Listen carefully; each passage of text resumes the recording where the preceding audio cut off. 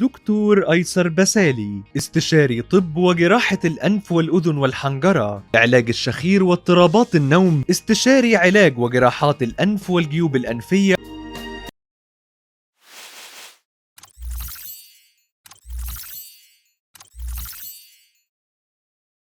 ايه الخطوات بالظبط اللي نعملها من اول ما نحس انه بقى فيه بحة في الصوت، مش بتروح بالحاجات العادية زي ما حضرتك قلت مستمرة بقالها فترة؟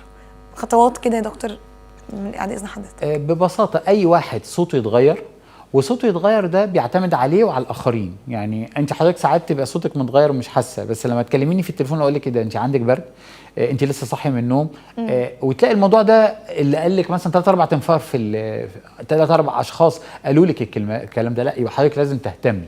حضرتك لو مثلا عارفه سبب محدد، ان حضرتك كنت في فرح امبارح او كنت بتزعقي اول امبارح او كان عندك دور برد قوي والكلام ده كله، مجرد ما بتاخدي علاجات بتريحي الصوت، بتبتدي تشربي سوائل دافيه، بتوصلي لحد اخرك 10 ايام.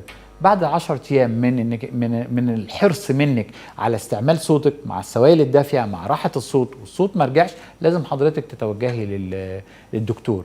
طبعا اذا كان بقى المريض بيدخن، ده لازم ولازم ولازم مش اكتر من 10 ايام بيوم. لو صوته اتبح وهو من الناس المحترفين تدخين، يبقى لازم يتوجه للدكتور بسرعة.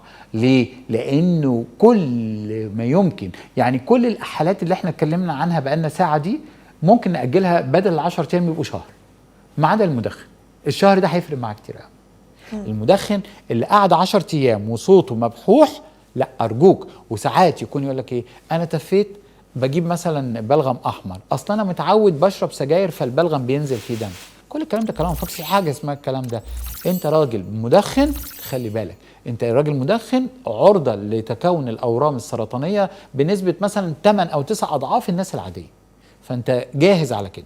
وبرده على الرغم ان هي عاده سيئه، وعلى الرغم ان الورم ده حاجه سيئه جدا جدا جدا، لكن برده كل يوم حضرتك بتتوجه للدكتور وبياخد خطوه سريعه، انت بتقلل من المشكله بصوره كبيره جدا. فلازم نتجنب الكلام ده.